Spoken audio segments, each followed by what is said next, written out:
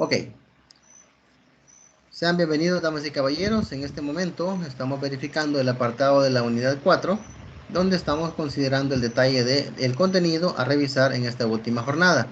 Les había hecho la presentación del detalle de las clases en vivo, donde manejamos el apartado de todo lo que se ha venido revisando, ¿verdad? En las unidades anteriores, para efectos de que ustedes puedan tener también el material de consulta y los videos de las clases que hemos tenido. El de la conferencia 4 lo voy a compartir posteriormente, ¿verdad? Una vez finalicemos y esté guardado en el streaming.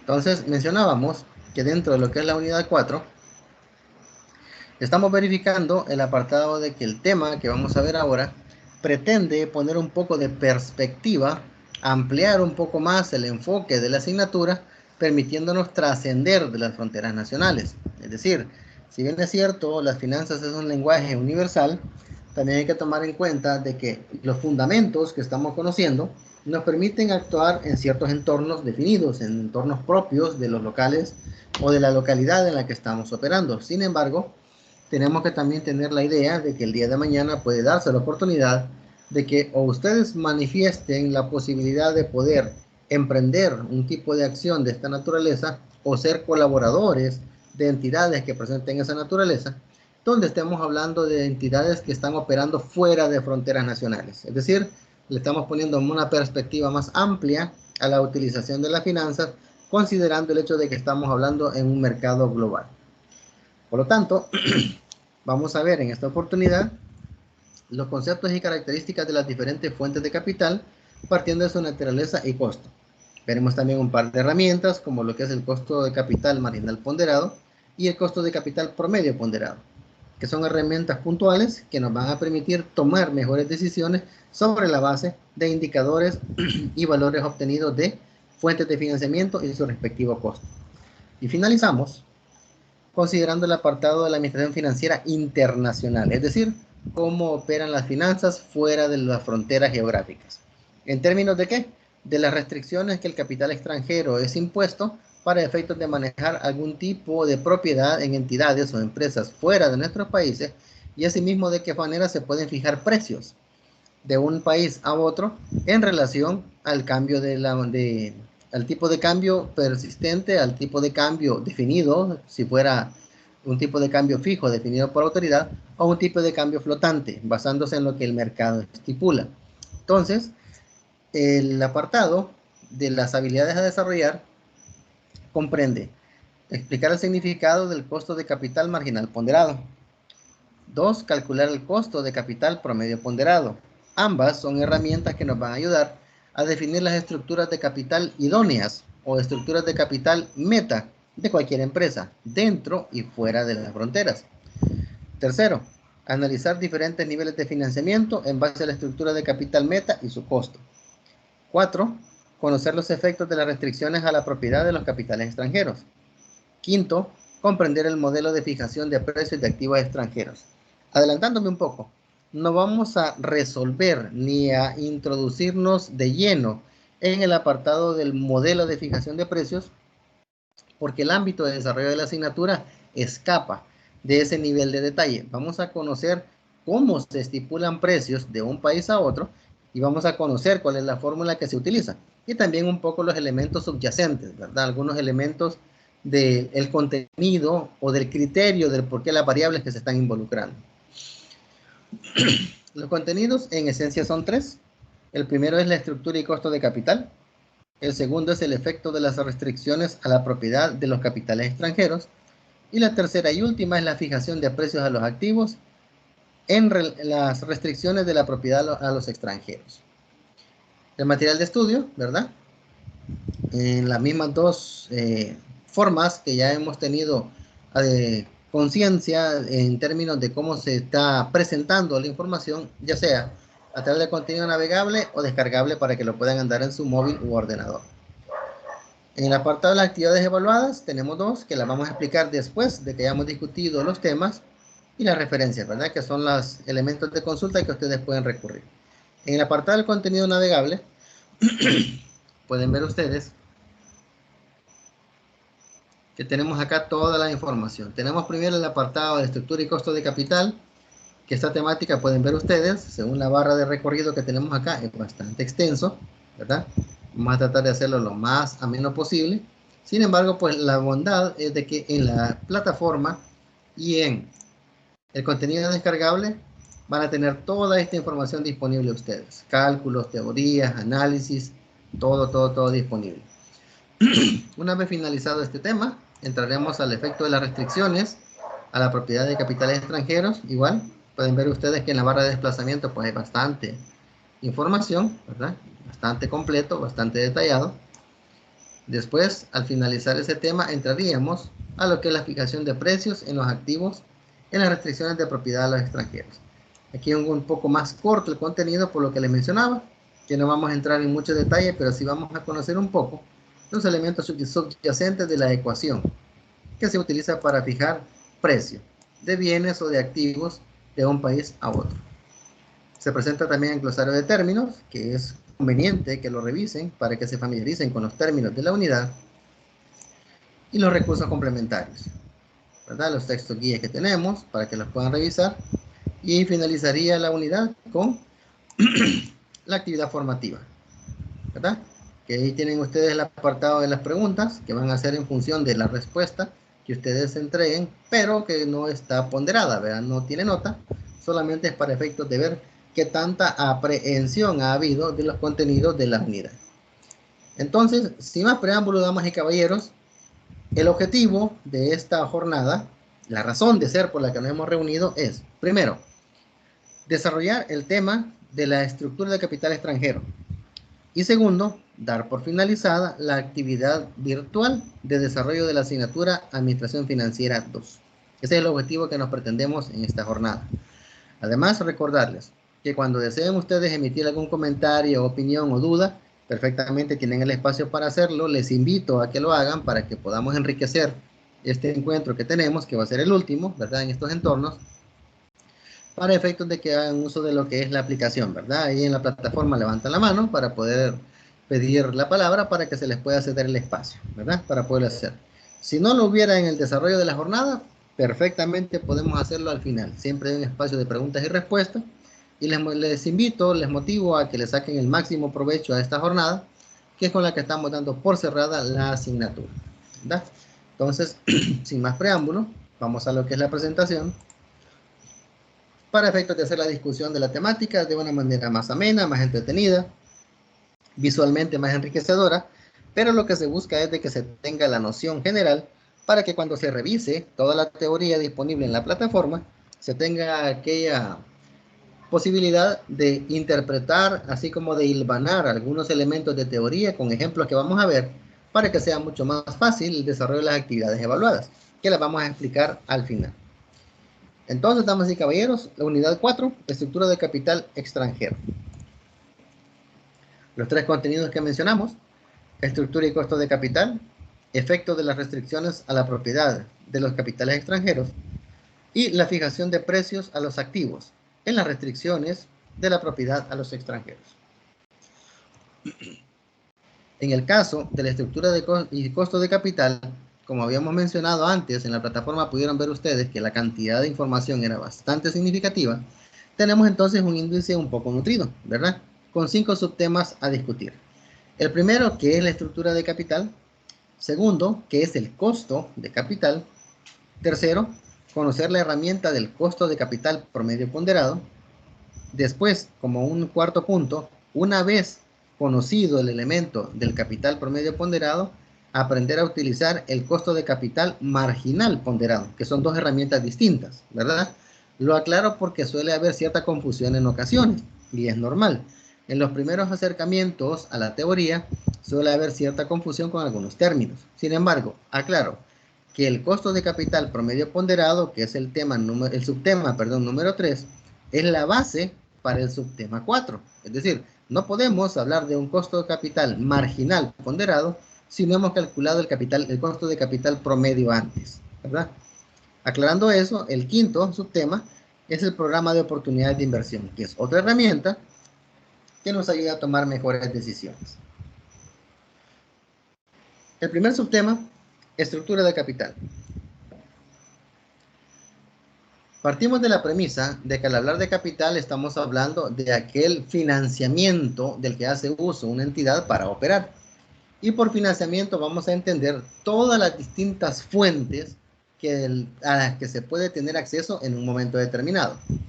En esencia, para hacer más práctica esta discusión, esta plática, en esencia existen solo dos grandes fuentes de financiamiento o de capital. La primera, que son las deudas o pasivos de corto o largo plazo, y la segunda es el capital o aportaciones. Ambos elementos los encontramos al lado derecho del balance general y son aquellos que sustentan toda la estructura de activos que está en el lado izquierdo. Entonces vamos a tratar de ahondar lo más que se pueda en el hecho de identificar patrones, elementos, características y condiciones de cada uno. Entonces, uno de los elementos que es común a todas las fuentes de financiamiento es el costo de capital, es decir, el precio que yo como empresa debo pagar por obtener financiamiento de una fuente específica.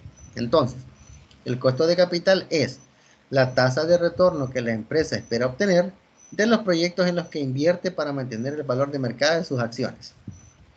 En esencia, si yo consigo $100 a un 5% y yo le invierto en mi empresa, el tipo de inversiones a las que yo voy a optar van a ser aquellas que me den por lo menos el 5% que me está costando el dinero. Lo ideal es que sea mucho más, ¿no? Pero como la incertidumbre está presente, lo que tengo yo totalmente claro es cuánto me cueste el dinero.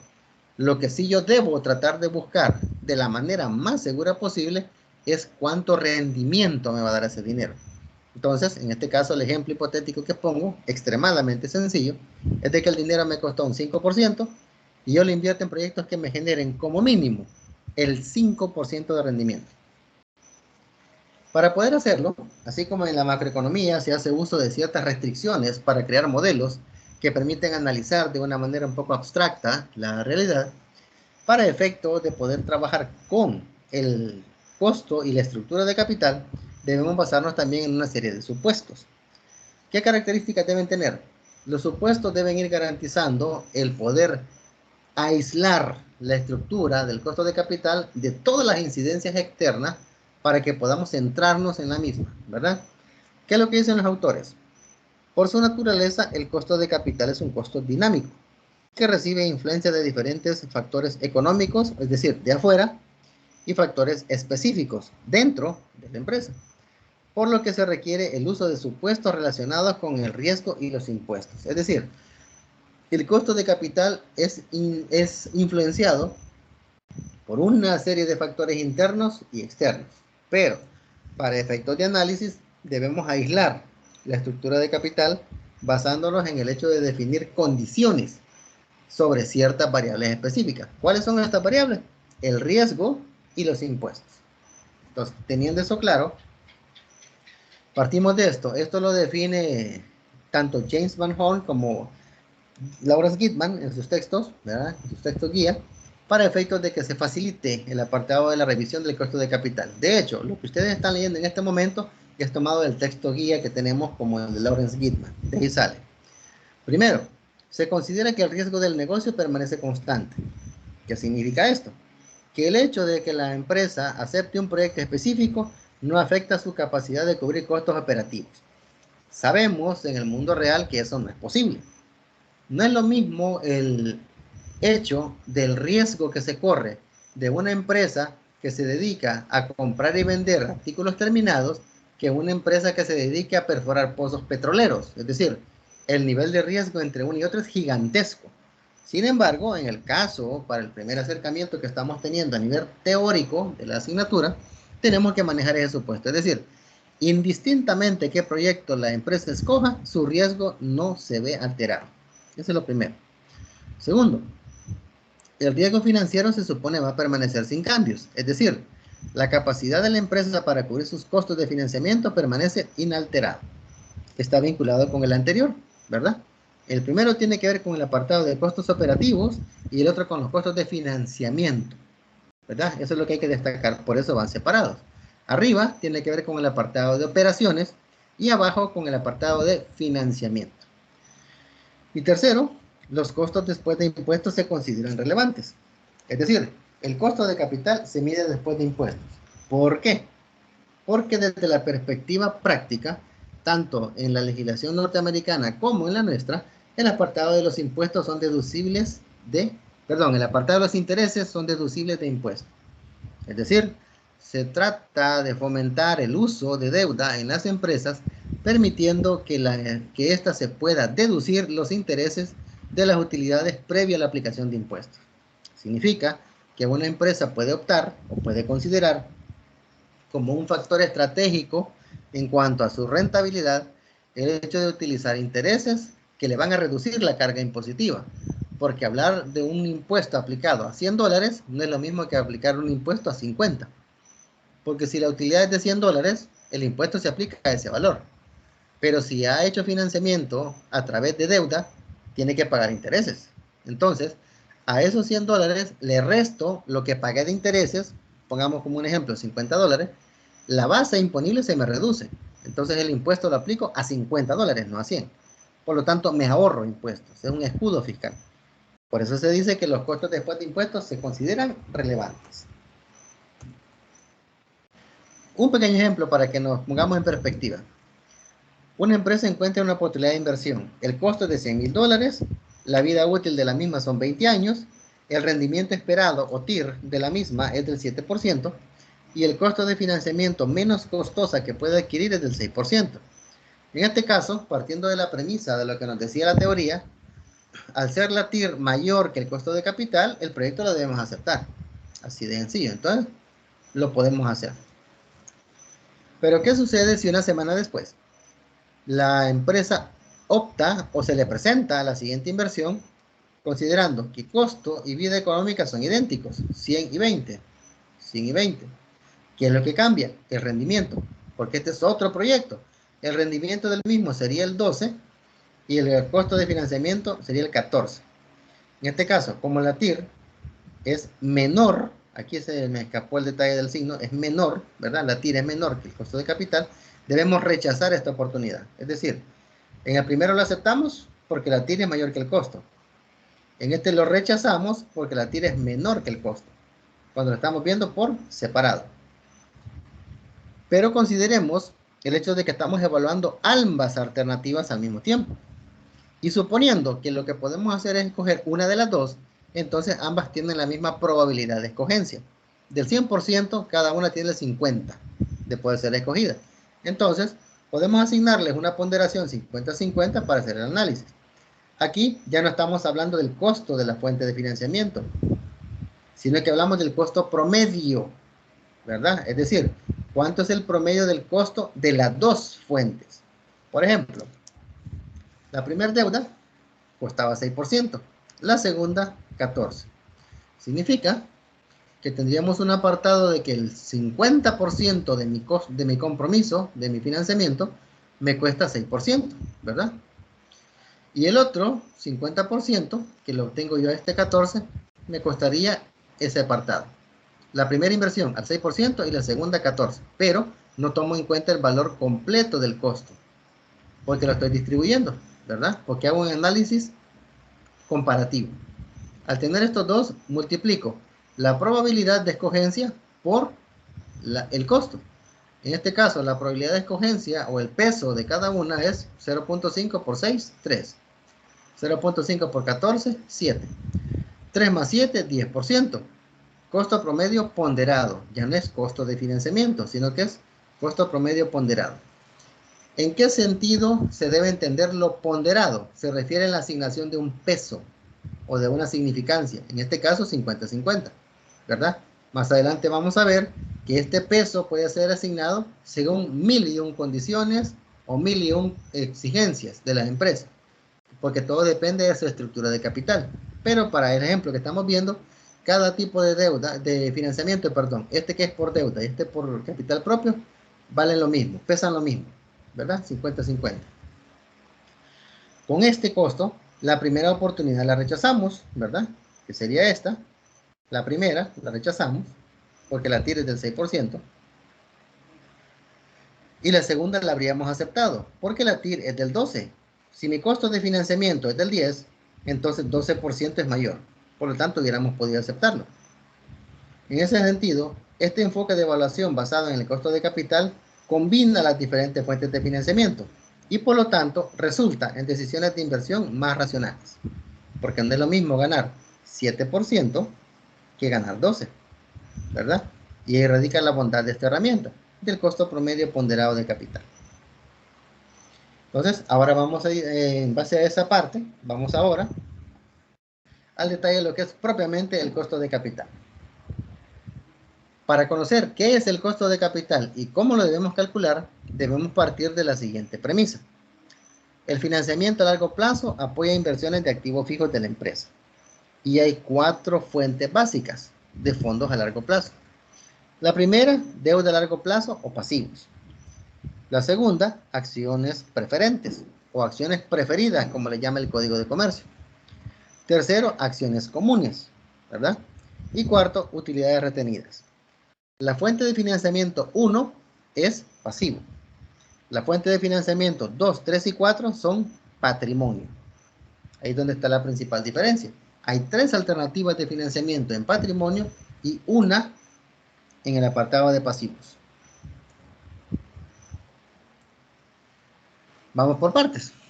A cada una de estas fuentes, cada una de las fuentes que están acá, le vamos a asignar por conveniencia, según lo que recomiendan los autores, un código, una clave o un símbolo, para que en función de ella nos sea más fácil identificarlo para efectos de realizar los procedimientos también. Iniciamos entonces con lo que es deuda a largo plazo y a la deuda le tenemos que identificar su costo. ¿Cuál es el costo de la deuda de largo plazo? Ahorita lo vamos a calcular y lo vamos a representar por K sub I. Este es el símbolo que utilizamos para representar el costo de deuda a largo plazo. La mayoría de deudas corporativas se obtiene por medio de la venta de bonos, por lo que por conveniencia se asumirá ese criterio. Eso lo dice Gitman, ¿sí? Recalco, porque el apartado del pasivo como tal comprende préstamos de corto y largo plazo. Y dentro de los préstamos de largo plazo están los bonos, que son los instrumentos de deuda con una duración mayor de un año. Sin embargo, como en el caso de los autores que estamos utilizando como guía son norteamericanos, 99% de uso de deuda a través de la obtención de financiamiento a través del uso de deuda se hace por medio de bonos. Recordemos que es un mercado financiero más fuerte, más eficiente, más robusto en muchos términos, ¿verdad? Por lo tanto, mucha más facilidad para que empresas de ese tipo puedan participar. Porque en Estados Unidos una microempresa vendría a ser como Super Selectos acá. Entonces, hay una gran diferencia, ¿verdad? En lo que puede considerarse una microempresa acá a lo que se considera en Estados Unidos. Por lo tanto, los bonos consideran la forma más común de financiamiento por medio de deuda. Por lo tanto, el autor asume, ¿verdad?, que esa es la fuente que se va a utilizar. Conviene saber que en este tipo de deuda manejamos estos criterios o parámetros. Primero, beneficios netos, que son los fondos recibidos realmente por la venta de un valor. Cuando hablamos de neto nos referimos a un ingreso libre de todo compromiso o gasto, ¿verdad? Y de ahí están los costos flotantes, que son los costos de emisión y venta de un valor, incluyendo dos componentes, los costos de colocación y costos administrativos. Costos de colocación es todo lo relativo a la puesta en circulación como tal del activo financiero que estamos hablando, el instrumento de deuda o el bono. Y los costos administrativos son toda la parte previa a, ¿verdad? Todo lo que tiene que ver con la acreditación, presentación de informes, generación de la información, adecuamiento de la estructura, etcétera. Todo eso es la parte de costos administrativos. Y los de colocación, ya con la venta, poner en venta el valor en sí. Entonces, ¿cuál es el costo de la deuda antes de impuesto? Pueden ver ustedes, costo de deuda a largo plazo, K sub I. Pero el valor que estamos buscando ahorita, mediante esta fórmula, dice cálculo de costo antes de impuesto, K sub D. Significa que K sub D no es lo mismo que K sub I.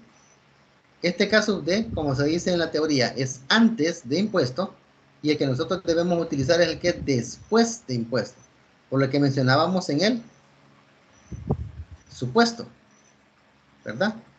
¿Cuál era el supuesto? De que teníamos que considerar el hecho de que la deuda se iba a considerar siempre después de impuestos. Por lo tanto, es una connotación distinta.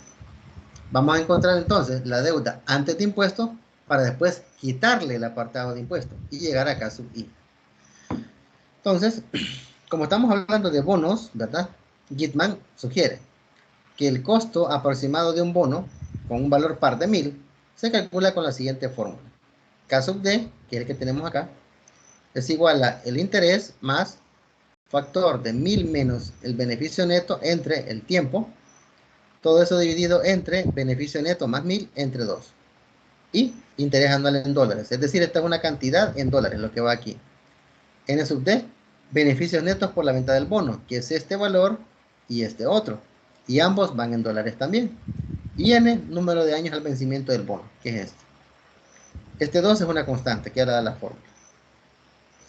Entonces, suponga que una empresa contempla vender bonos por 10 millones de dólares a 20 años y a una tasa del 9% anual.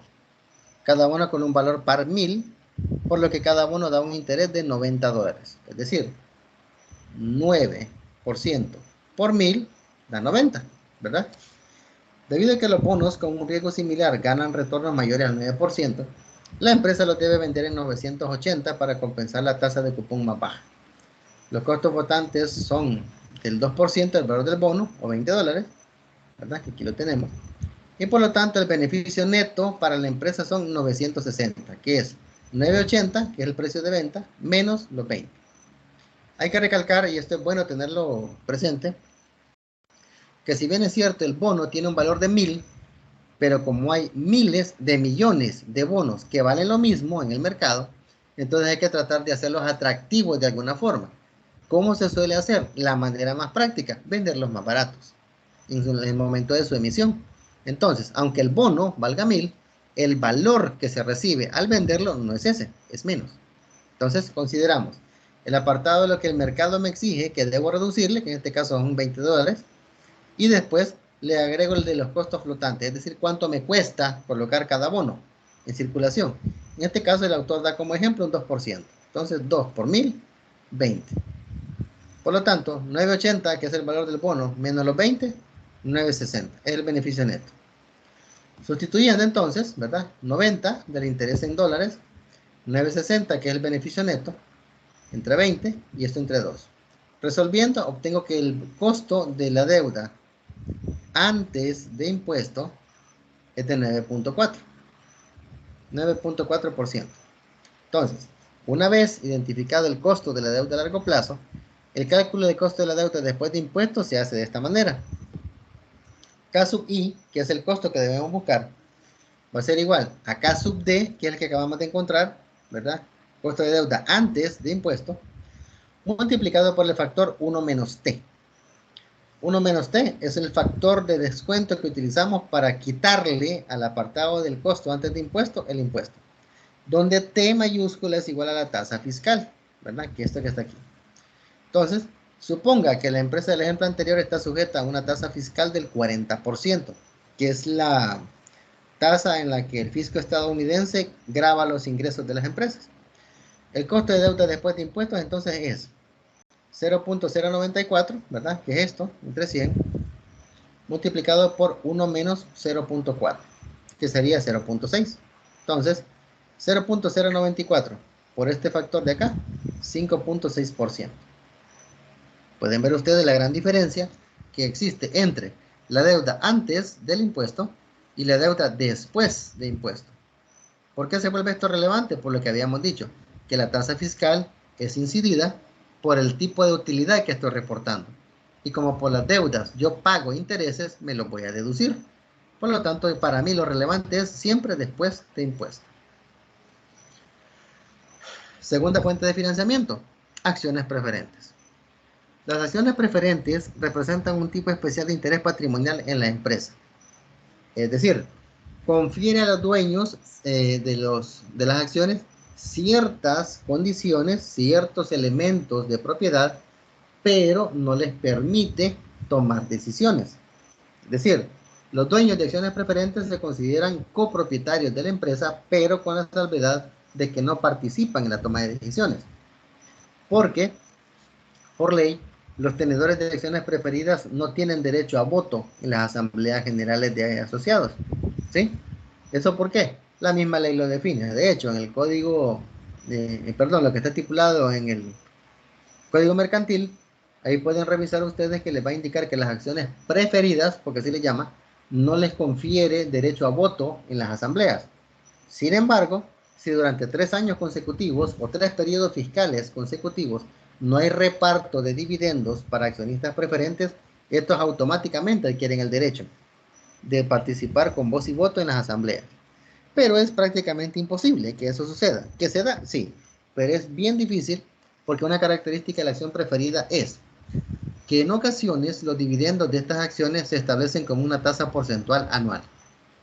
El término preferido significa que estas acciones tienen preferencia sobre las acciones comunes. Como estas acciones no están vinculadas al riesgo de la toma de decisiones, lo que se hace es generar un porcentaje y se les asigna como un valor fijo a considerar como dividendo.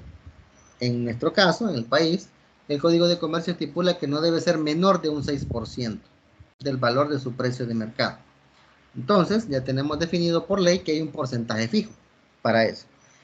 Por lo tanto, cuando estamos hablando del valor que se va a pagar, ¿verdad? Del costo que va a tener el financiamiento a través de acciones preferentes, ya se obtiene por ley, definido.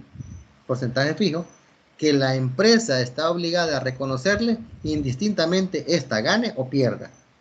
Es decir, que el accionista preferente tiene garantizado su dividendo por ser tan pequeño, porque es relativamente pequeño, y por no tener participación en la toma de decisiones. Entonces, antes de calcular el costo de acciones preferentes, cualquier dividendo establecido como porcentaje se debe convertir a dividendo anual en dólares. Es decir, que si bien es cierto, hay un valor porcentual fijo, para efectos del cálculo que nosotros estamos haciendo, hay que trasladar ese valor a dólares, ¿verdad? Y la conversión suele ser muy sencilla. Para efectos de identificar la variable del costo de las acciones preferidas, hacemos uso del siguiente símbolo, K sub P, para referirnos al costo de las acciones preferentes. El costo de las acciones preferentes es la razón entre el dividendo de las acciones preferentes y los beneficios netos de la empresa, obtenidos por la venta de estas. Se calcula así. K sub P va a ser igual a D sub P entre N sub P. D sub P, que es el numerador, es el dividendo anual, que es, como decíamos, un porcentaje fijo, pero que lo convertimos a dólares. Y N sub P, el beneficio neto, que obtenemos por la venta de la acción.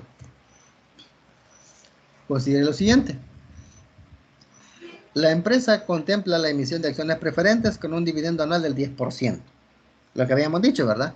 Que es un porcentaje fijo que se asigna.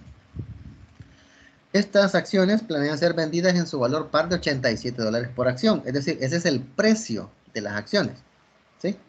Por lo tanto, el importe por dividendo aquí va a ser igual al valor de la acción multiplicado por el porcentaje de dividendo que se le asigna. 10% por 87, 870. Este es el dividendo. Los costos de flotación asociados a la alternativa son de $5 por acción. Es decir, ¿cuánto me cuesta poner en circulación una acción? Que aquí el valor ya lo da, ¿verdad? $5. Entonces los beneficios netos, ¿a qué serían? A 87, que es lo que vale la acción, menos el costo de flotación. $82. Ahora solo sustituimos 8.70, que es el dividendo, entre el beneficio neto, que es 82, igual 10,6%. Ese es el costo de las acciones preferentes. Tercera fuente, costo de acciones comunes. El costo de acciones comunes es el retorno que los inversionistas de mercado requieren de las acciones. Y hay dos formas de financiamiento en las acciones comunes.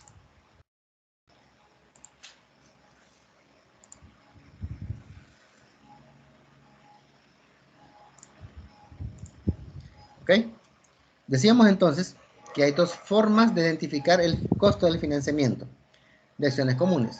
Primero, a través de utilidades retenidas. Y segundo, a través de nuevas emisiones de acciones comunes. ¿Qué característica tiene la acción común? Que ésta sí le confiere derecho de voz y voto a su propietario en las asambleas generales de accionistas. ¿Qué quiere decir? Que mientras más acciones posea una persona, más poder de decisión tiene. Por eso generalmente las grandes corporaciones manejan una distribución bastante desigual en ese sentido. Una persona o un grupo selecto de personas maneja el 51% de las acciones y el resto lo distribuye en función de las alternativas, oportunidades o perfiles de inversionistas. ¿Eso qué garantiza? Que aunque haya copropiedad de la empresa fuera de las personas que la están manejando, estas no van a tener mayor peso o incidencia en las decisiones, porque las decisiones se toman por mayoría, ¿verdad? Puede haber incluso casos en los que una persona tiene el 51% de las acciones y en esencia esa persona dirige la empresa, en español. Entonces, son las realidades que se dan y esa es la principal diferencia entre las acciones preferentes y las acciones comunes, porque las acciones preferentes sí asumen el riesgo de una mala decisión, porque al conferirles el derecho de decidir, ellos son responsables de lo bueno o de lo malo, producto de esas decisiones. Entonces, ahí es donde se maneja el apartado de que como hay más riesgo, ¿verdad? Se esperaría que el rendimiento sea mayor. Ahora vamos a ver cuál es el costo de capital de las acciones comunes. ¿Cuál es el símbolo? K sub S. Este es diferente a K sub P, que era el anterior, ¿verdad? Que teníamos con las acciones preferentes. Este es K sub S, para referirnos a las acciones comunes. ¿Cuál es este costo? Es la tasa a la que los inversionistas descuentan los dividendos esperados de la empresa para determinar su valor accionario. ¿Cómo se calcula? D sub 1, que es el dividendo por acción esperado al final del primer año o del año 1, dividido entre el valor de las acciones comunes o su precio, y a este factor le vamos a sumar una variable, que es la tasa de crecimiento constante de dividendos. Este método de evaluación de acciones, que es el que nos permite identificar su costo, se le conoce como modelo de Gordon, ¿sí? Modelo de Gordon, así le llaman los autores que lo presentan, en honor a la persona que lo planteó en su momento. Entonces, esta es la forma típica de ver el detalle del costo de las acciones comunes, o también, como repito, modelo de Gordon. Entonces, siguiendo, ¿verdad?, con el ejemplo de la empresa hipotética que hemos manejado, considere que la empresa en estudio tiene un mercado en el mercado de acciones comunes con un precio de $50 por acción y espera pagar al final de ese año un dividendo de $4 por cada una. Los dividendos de la empresa han experimentado un crecimiento sostenido del 5%. El incremento sostenido del 5% es esta variable que tenemos aquí. El apartado del dividendo ya lo da, que es este, y el precio de la acción, en este caso 50. Entonces, sustituimos, ¿verdad? Dividendo entre precio más tasa de crecimiento. Total, 13%. Este es el costo asociado a esta fuente de financiamiento en base a estos datos, ¿verdad? A esta acción común. Después tenemos el costo de ganancias retenidas. ¿Cuál es el símbolo? K sub R. Y este es distinto a K sub P y K sub S. Porque si bien es cierto, hablamos de una forma de patrimonio o capital, su naturaleza es diferente, ¿verdad? Entonces, K sub R es igual al costo de una emisión equivalente completamente suscrita de acciones comunes adicionales. Los accionistas consideran aceptable la retención de ganancias solo si se espera que la empresa gane por lo menos el retorno que requieren los fondos invertidos.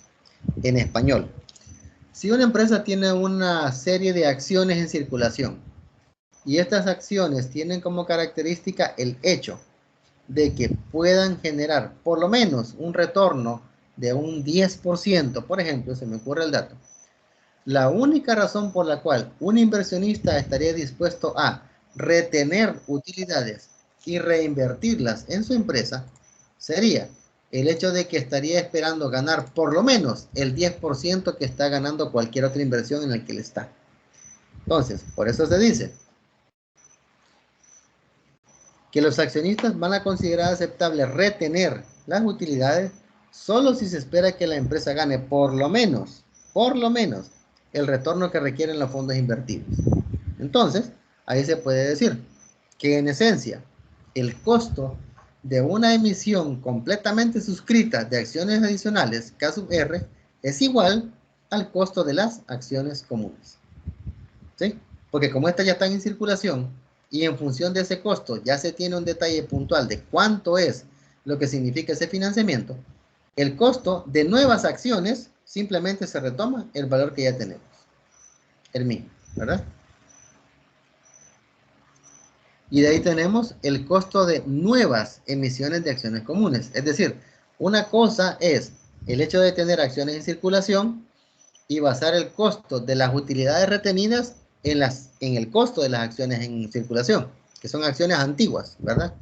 Pero aquí entra en juego una variable diferente, que son las nuevas emisiones de acciones. Es decir, acciones que no existen, acciones que no están circulando en el mercado y que son una alternativa a la que podemos optar para obtener financiamiento. Entonces, cuando eso es así, se hace el apartado de calcularlo de la siguiente manera. Al costo de las acciones comunes se debe calcular el neto de los costos de infravaloración y costos flotantes relacionados. Y se calcula de la siguiente manera. La variable a utilizar, K sub N, para distinguirla de las anteriores, ¿verdad? K sub P, K sub S y K sub R. Entonces, K sub N para la nueva emisión de acciones comunes. ¿Cuál es la fórmula? Aquí la tenemos. NN, beneficios netos por la venta de nuevas acciones. Si se fijan, no es como acá, que tenemos precio, ¿verdad? Aquí no es precio, sino que es beneficio neto por la venta de nuevas acciones. De eso, uno es el dividendo y G, tasa de crecimiento, que ya los conocemos. La empresa en estudio desea calcular el costo de nuevas acciones comunes, las cuales van a brindar un dividendo de $4. Tienen un precio de mercado de 50 y un rendimiento esperado del 5% en cuanto a crecimiento. En base al análisis, la compañía considera que las nuevas acciones comunes se pueden vender a 47, es decir, que si bien es cierto, las emisiones antiguas o actuales valen $50, las nuevas acciones comunes deben valer 47, ¿sí? Y es que la subvaloración de $3 se debe a la naturaleza competitiva del mercado. ¿Qué es lo que quiere decir esto? Si hay una empresa que tiene acciones en circulación, las tiene a $50 y ofrece un dividendo del 4%, y después esa misma empresa quiere emitir otro tramo de acciones a $50, generando un dividendo del 4%, el mercado va a reaccionar así. Si las acciones actuales valen 50 y ofrecen $4, ¿por qué voy a comprar acciones nuevas que valen 50 y ofrecen $4? Entonces, una forma de hacerla atractiva relativamente en base a lo competitivo del mercado es que sean más baratas que emisiones antiguas, ¿sí? Incluso tendrían que ser quizás más baratas que emisiones de empresas similares, porque si yo tengo dos alternativas, empresa A y B, la empresa A y B tienen acciones en circulación y la empresa A va a emitir nuevas acciones y van a generarme el mismo dividendo que las que ya tienen circulación la compañía A o las que me puede ofrecer la compañía B, no tengo ningún incentivo para comprar. Entonces, eso es lo que hay que tener presente, ¿verdad? Realizando los cálculos se tiene que el precio de la acción originalmente es 50, la subvaloración $3, y estos 2.50 es el costo que el autor da como un estimado por la flotación, es decir, lo que costaría ponerlas en circulación, 2.50. 50 menos 3 menos 2.50, 44.50. ¿Qué es esto? El beneficio neto que se recibe por la venta de una nueva acción. Sustituyendo, dividendo entre beneficio neto más la tasa de crecimiento, 14%. ¿Sí? Con esto estoy obteniendo el costo entonces de las nuevas emisiones de acciones comunes. ¿Qué podemos identificar a priori, verdad? Así como a simple vista. Que el apartado del costo a medida se va calculando, se modifica. Es decir, el costo de las deudas no es el mismo que el costo de la emisión de acciones preferentes.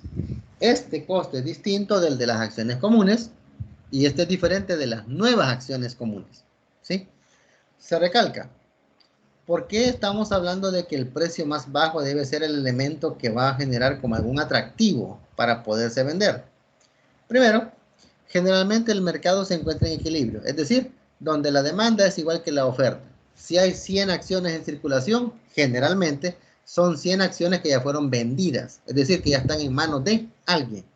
Por lo tanto, para tratar de vender nuevas acciones y volverlas atractivas, debo generar alguna condición que motive al comprador. Segundo, se diluye el porcentaje de participación de cada acción. A medida aumenta el número de acciones en circulación, la participación de propiedad conferida a cada una de ellas es menor. No es lo mismo que una empresa esté dividida en 100 acciones que en 100 millones, ¿verdad? Porque una cosa es que alguien tenga el 10% de poder en una empresa, a que alguien tenga una millonésima parte de poder. Entonces, eso desmotiva a la gente, porque qué tantas acciones hay circulando, qué tanta postura o posición voy a tener yo en la toma de decisiones, prácticamente nula. Entonces, ese es otro elemento que hay que tratar de contrarrestar para colocar nuevas acciones. Y tercero, posible sobrevaloración de las acciones existentes. En base a la hipótesis de mercado eficiente, ¿verdad? Que es una característica del mercado de acciones, si los inversionistas conocieran esta información del mercado, emisión de nuevas acciones con rendimientos y riesgos similares a las ya existentes, no tendrían ninguna motivación para comprar. Entonces, ¿cómo lo podemos volver atractivo? Lo que hemos dicho, vendiéndolas más barato.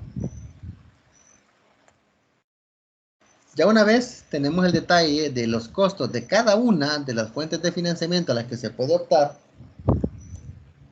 vamos ahora a calcular el costo de capital promedio ponderado, que es una herramienta que nos permite discernir el valor del costo total de todas las fuentes de financiamiento disponibles de una empresa en base al peso o significancia que ésta tiene.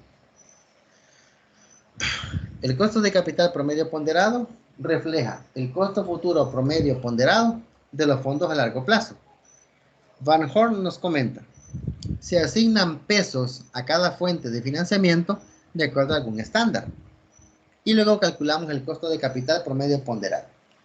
Cuando dice Van Horn de que se asignan pesos a cada fuente de financiamiento, ese peso se asigna en función de las características de la empresa.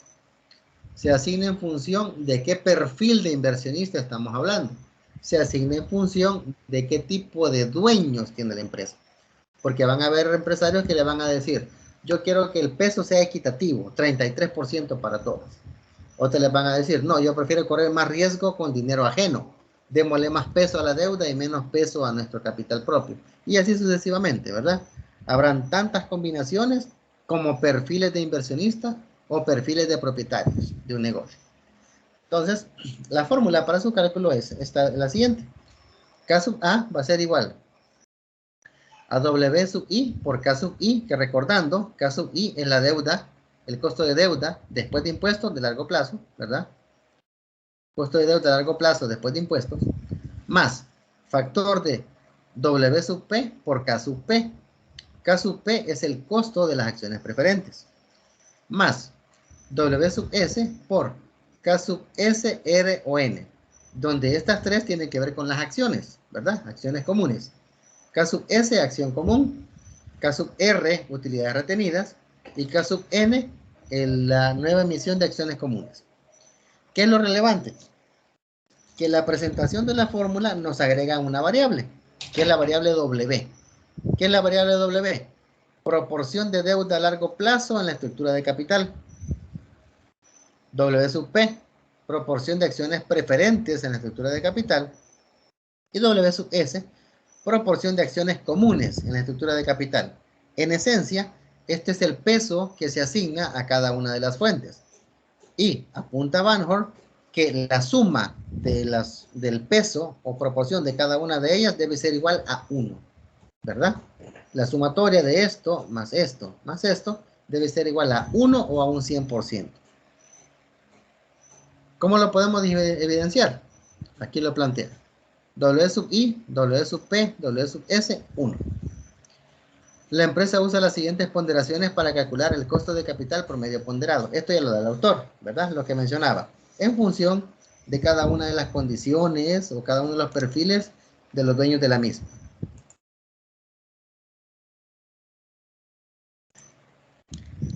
Tenemos fuente de capital, ponderación o peso. Deuda a largo plazo, 40%. Acciones preferentes, 10%. Y capital en acciones comunes, 50%. Es decir, que los puntos clave en cuanto al uso de financiamiento están en la deuda a largo plazo y capital en acciones comunes. Las acciones preferidas no tienen mucha relevancia, pero sí tienen cierto peso que hay que considerar. Y la suma de los distintos pesos o proporciones es igual a 100% o 1, ¿verdad? Es lo mismo. Entonces, el costo de capital promedio ponderado resultante es, según este detalle de cuadro que pueden ver ustedes ahí.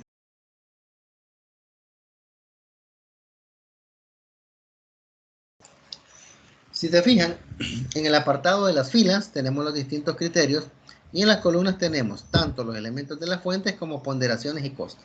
Entonces, deuda a largo plazo habíamos dicho que era el 40%, acciones preferidas el 10% y capital en acciones comunes 50%. ¿Qué sugiere Gitman para efectos de realizar este cálculo? Si se percatan, en el cuadro anterior, los pesos van asignados porcentualmente, ¿verdad? 40, 10 y 50%. Pero a la hora de que encontramos el costo de capital promedio ponderado, la ponderación se convierte a decimal. Ya no es porcentual, es decimal. ¿Por qué? Porque lo que conviene tener en términos porcentuales es el costo. Es decir, el valor del costo de la fuente de financiamiento debe ir en forma porcentual. Y el peso se traslada a decimal. Porque si ustedes multiplican 40 por 5.6, no les va a dar el dato que están buscando. Si ustedes multiplican 0.40 por 0.056, tampoco les va a dar el dato que están buscando. Entonces, por conveniencia, la ponderación o peso decimal y el costo porcentual, ¿verdad? Entonces, ahora solamente hacemos la multiplicación. 0.40 de 5.6, 2.2. 0.10 por 10.6, 1.1. 0.5 por 13%, 6.5. Sumamos, obtenemos 9.8%. ¿Esto qué es? El costo de capital promedio ponderado o el costo total que asume la empresa por utilizar estas tres fuentes de financiamiento. ¿Ya? No es lo mismo hablar de estos datos por separado que hacerlo de forma integrada, mediante una ponderación de las mismas, ¿verdad? 9.8. Entonces, ya teniendo claro cómo se calcula el costo de capital promedio ponderado, vamos a aplicar ahora la herramienta del costo marginal y cómo tomamos decisiones con él. En ese apartado, el costo marginal, como recordando, ¿verdad? Un poco lo que hemos hablado antes, tiene que ver con el uso de aquellas decisiones de escogencia de proyectos o alternativas de inversión que van a otorgar siempre un beneficio mayor que el costo asociado al mismo, ¿verdad? Eso implica la marginalidad, que los beneficios obtenidos siempre sean mayor que los costos. Vamos entonces a ver cuál es el costo de capital promedio ponderado como base para el costo marginal. El costo marginal ponderado no es más que el costo de capital promedio ponderado de la empresa relacionado con el monto siguiente del nuevo financiamiento total. En español, el costo marginal tiene que ver con el cambio o el salto que hay en el costo de financiamiento cuando utilizamos una u otra fuente de financiamiento, ¿sí? Ahí donde estamos hablando del incremento que tendría el costo total de financiamiento partiendo del hecho de los distintos costos antes calculados. Entonces, se deben determinar, esto ya lo maneja Scott Beasley, porque en función de la teoría que él plantea, hay mucha más claridad en cómo se deben estructurar los distintos tramos o saltos que tiene el costo total de financiamiento en base al uso de las distintas fuentes. Dice Beasley, deben determinarse los puntos de ruptura, es decir, el nivel de nuevo financiamiento total al que se eleva el costo de uno de los componentes del financiamiento. Es decir, si yo tengo un costo de una fuente de financiamiento en base a un tramo, yo voy a encontrar aquel punto a partir del cual, después de una unidad monetaria, un centavo más de ese tramo que yo estoy generando, el costo de cualquiera de mis fuentes va a incrementarse. Así. Entonces, Eso va a provocar un desplazamiento ascendente del costo de capital marginal ponderado. Se calcula por medio de la siguiente ecuación. BPJ significa Breakpoint J, ¿verdad? Que eso lo menciona en inglés Besley, que es el punto de ruptura J, va a ser igual a la fuente de financiamiento, ¿verdad? La que se tiene disponible, entre el peso de la fuente de financiamiento. Aquí hablamos de la fuente y aquí de su peso, para poderlo calcular. Tenemos aquí BPJ, punto de ruptura de la fuente de financiamiento J. AFJ, monto de fondos disponibles de esta fuente de financiamiento a un costo en particular. Y WJ, ponderación de la estructura de capital de la fuente de financiamiento. Lo que habíamos dicho aquí. Entonces, asignemos valores para que esto sea más fácil de entender. Suponga que la empresa espera tener un monto de $300,000 de ganancias retenidas disponibles, por lo que planea utilizar este costo como el costo de capital en acciones comunes. En caso de que la empresa anterior agote los $300,000 de ganancias retenidas a un costo del 13%, ¿verdad? Debe ser un financiamiento un poco más caro, con el caso de las emisiones de nuevas acciones. En este caso el costo ya sube, ¿verdad? Ya no es 13, sino que es 14. Y además la empresa espera tomar un préstamo por $400,000 de deuda al costo de 5.6. Toda deuda adicional después de esta va a tener un costo después de impuestos de 8.4. Pueden ver ustedes el cambio, que de 5.6, que el costo original, toda deuda adicional a la que yo voy a pedir ya me va a salir más cara, ¿verdad? Un 8.4. Por lo tanto, existen dos puntos de ruptura. El primero, cuando agotamos las ganancias retenidas a un costo del 13%, estos $300,000. Y segundo, cuando agotamos los $400,000 de deuda a largo plazo a un costo de 5.6. Es decir, este es uno y este es otro. Auxiliándonos de la fórmula, tenemos que el punto de ruptura de capital de acciones comunes, 300,000 entre cuánto pesan las acciones comunes en la estructura, 0.5, 600,000. Y el otro punto de ruptura de la deuda a largo plazo, que es igual a la cantidad de financiamiento entre el peso de esa fuente, que en este caso 0.40, 1,000,000. Entonces, una vez calculados los puntos de ruptura, conviene hacer uso del programa del costo de capital marginal ponderado, el cual es un cálculo que relaciona el costo de capital promedio de la empresa con el nivel de nuevo financiamiento. Y acá lo tenemos, ¿verdad? Un pequeño cuadrito, bastante sencillo de estructurar, pero que sí requiere cierto nivel de detalle. Como identificamos que los tramos van, en un caso, hasta 600 y en otro hasta 1,000,000, lo ordenamos así. El primer tramo va a ir desde $0 a 600,000. El segundo tramo va a ir de 600,000, 1 centavo a 1,000,000. Y el tercero va a ir de 1,000,000, 1 centavo en adelante. ¿Cómo calculamos los costos? Ya tenemos las fuentes, ya tenemos la ponderación o peso y ya tenemos el costo. Entonces, en este caso, ¿qué es lo que tenemos que ver? Nos vamos a apoyar acá.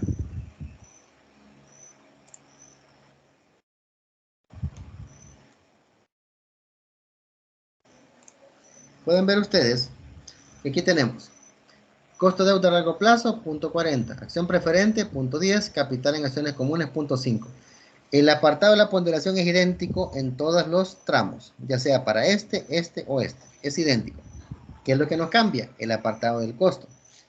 En el tramo original tenemos que la deuda a largo plazo vale 5.6. Acción preferente 10.6 y capital en acciones comunes 13. Haciendo la multiplicación obteníamos 9.8 de costo de capital promedio ponderado para este tramo, ¿verdad?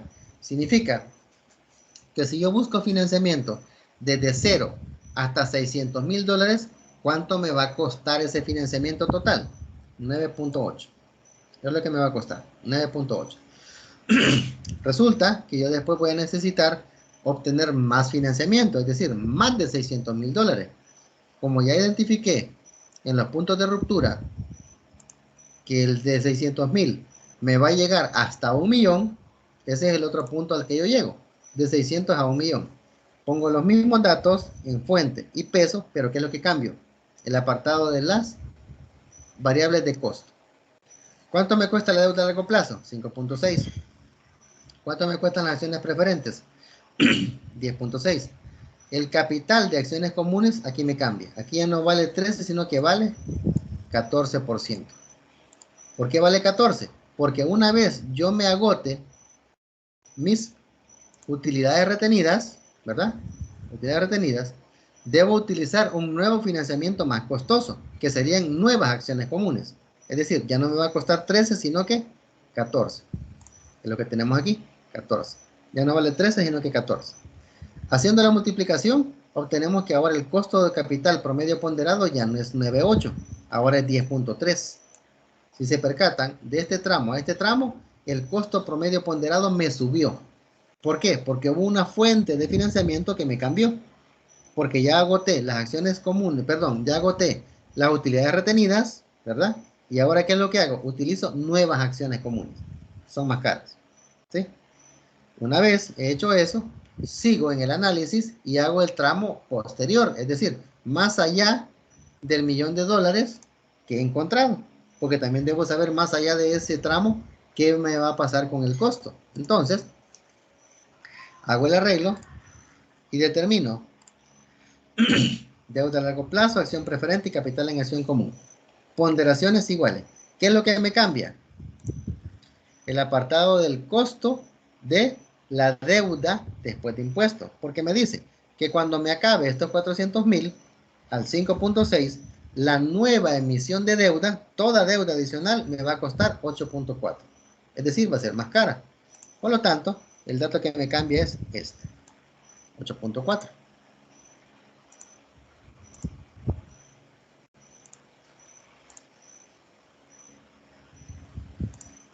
8.4. Por lo tanto, al cambiarme el 8.4, me va a cambiar al final el total del costo de capital promedio ponderado. Si se percatan, del tramo 2 al 3, el costo de acciones comunes es el mismo, 14 y 14, porque este no me ha cambiado, ¿verdad? ¿Qué es lo que me cambia? El costo de mi deuda a largo plazo. ¿Por qué me cambia? Porque este costo es el que está asociado al nuevo financiamiento mediante el uso de deuda. Color que es distinto, acá, por para que vean ustedes las diferencias. Entonces, por eso, ¿qué sucede? En el primer tramo todo lo teníamos al 9.8. El segundo, cuando me cambia el costo de las acciones comunes, me sube a 10.3. Y en el tramo 3, cuando me cambia el costo de la deuda de largo plazo, sube un poco más, hasta 11.5. ¿Qué significa? Que mientras más largo el tramo de financiamiento que utilizo, más caro me sale el dinero. Y esa es la bondad del uso de esto, del costo de capital marginal. ¿Dónde existe la marginalidad? En este valor, de 9.8 a 10.3 a 11.5. ¿Verdad? Si hay alguna duda respecto al cuadro, pues con todo gusto la podemos ver más adelante, pero creería yo que es bastante sencillo, bastante intuitivo de poderlo interpretar, ¿verdad? Pues aquí está resaltado el apartado de los cambios, de qué es lo que nos ha generado el salto de un tramo a otro en cuanto al costo. Muy bien, entonces, de ahí tenemos el programa de oportunidades de inversión, que este no es más que una clasificación de las oportunidades de inversión de mejor o mayor rendimiento a peor, menor rendimiento. Aquí pone un ejemplo, ¿verdad? Y pueden ver ustedes de que el punto bajo el cual nos estamos basando para efectos de considerar el orden de estos proyectos es la TIR, ¿verdad? El rendimiento mayor se pone como primero y van de orden descendente. Aquí está el valor de la inversión inicial y el valor de la inversión acumulada. ¿Qué es la inversión acumulada? Inversión inicial anterior más la actual. 100.000 más 200, 300.000, más 400, 700 y así hasta llegar a 1.300.000. A 1.400.000, perdón, que es el último, el valor G. ¿Por qué se resalta este punto acá? ¿Por qué se pone como un doble rayado? La forma en la que este método funciona es que yo debo definir cuánto me cuesta mi financiamiento y en base a eso empezar a ordenar los proyectos en base a su rendimiento. Y todos aquellos que estén por debajo del rendimiento que yo espero, ese punto de quiebre, como le llaman, debo descartarlos automáticamente. Entonces, siempre que la tasa de interno de rendimiento sea mayor que el costo de capital, la empresa debe aceptar el proyecto. Por lo tanto, ¿cuál es la regla de decisión? Aceptar los proyectos hasta el punto en el que el rendimiento marginal iguale el costo de capital marginal ponderado. ¿Sí? Entonces, en este caso, ¿qué es lo que tenemos que hacer? Suponiendo que el costo que tenemos como capital ponderado sea del 10%, por ejemplo, significa que yo voy a escoger todo proyecto que esté arriba de ese costo. Suponiendo que el costo de capital marginal fuera de un 13%, yo escogería solo los proyectos que están arriba de ese valor, ¿verdad? Entonces, en esencia eso es. Lo que está resaltado es la guía. Acepte todo proyecto hasta el momento en el cual el costo marginal iguala el rendimiento que está ofreciendo ese proyecto. Todo proyecto que tenga un rendimiento menor que su costo, descártelo. Así de sencillo. Entonces, según la información anterior, al recaudar 1.100.000 de nuevo financiamiento e invertir en los proyectos A, B, C, D y E, la empresa debe incrementar al máximo la riqueza de los propietarios, porque estos proyectos generan el valor presente neto total más alto. Los proyectos F y G se descartan porque su rendimiento es menor que el costo de capital disponible para la inversión. Es decir, F y G se descartarían y se escogerían del A a la E, según el ejemplo que se ha mencionado. Ok, una vez sentando la base de lo que tiene que ver con el aspecto del costo de capital y su estructura, ahora ya tenemos fundamento para hablar un poco más allá de lo que son las fronteras y los efectos de que los negocios internacionales tienen sobre las estructuras de capital en cualquier empresa. Primero, tenemos que definir lo que es la gestión financiera fuera de las fronteras, ¿sí?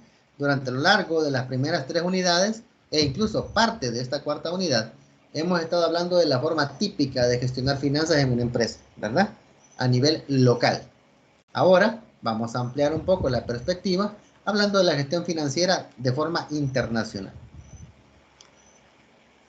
La rapidez de las comunicaciones y la facilidad de viajar en la actualidad ha convertido el mundo en un mercado global.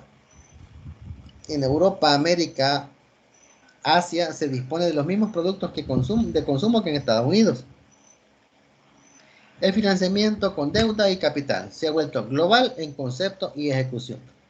Ahora no es raro que con la impresionante velocidad que tienen los medios de comunicación, se puede hacer que una persona esté de punta a punta en el mundo haciendo negocios en tiempo real, ¿verdad?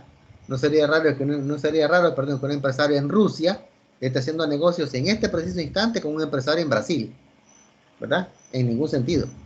O que un japonés, por ejemplo, en su casa, sentado, tomándose un café en su ordenador personal, haciendo negocios con alguien en Arabia Saudita que está conduciendo un Lamborghini, ¿verdad? Entonces, en tiempo real se mueven miles de millones de dólares en términos de transacciones internacionales. Por lo tanto, el enfoque del ámbito financiero se ha vuelto global. Y para ser competitivos tenemos que conocer cómo operan las finanzas en ese entorno. Uno de los elementos clave, uno de los elementos que distingue la noción de hacer negocios en el extranjero es el uso de la inversión extranjera directa. Es decir, es el uso de financiamiento proveniente de países externos, de países que están en términos puntuales haciendo negocios con nuestro país, pero basándose en el intercambio de financiamiento en algunas empresas en particular. ¿Sí? Entonces, en el texto que tenemos como referencia, que es el de James Scholl, pueden ver ustedes que la inversión extranjera directa es la que se realiza en un país del exterior y que otorga un poco de control a la multinacional. Es decir, que el inversionista adquiere cierta medida de control accionario de una empresa extranjera por invertir fondos en ella. Por ejemplo, hay personas en Estados Unidos que tienen grandes cantidades de participación por inversiones que han hecho en empresas como Toyota, Nissan, que son japonesas, ¿verdad? Volvo, que es alemana, ¿verdad?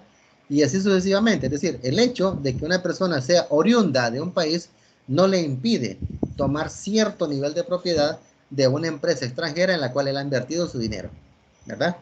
Y es precisamente ese apartado en el que más adelante, al final de la unidad, vamos a platicar el hecho de que cómo los países buscan proteger sus empresas para evitar que sean expropiadas, entre comillas, mediante la compra indiscriminada de acciones. Porque hay países en los cuales el dinero circula como el agua, ¿verdad? Entonces, ¿eso qué significa? Que tienen muchas posibilidades de hacerse propietarios de empresas prácticamente comprándolas enteras mediante la compra de acciones.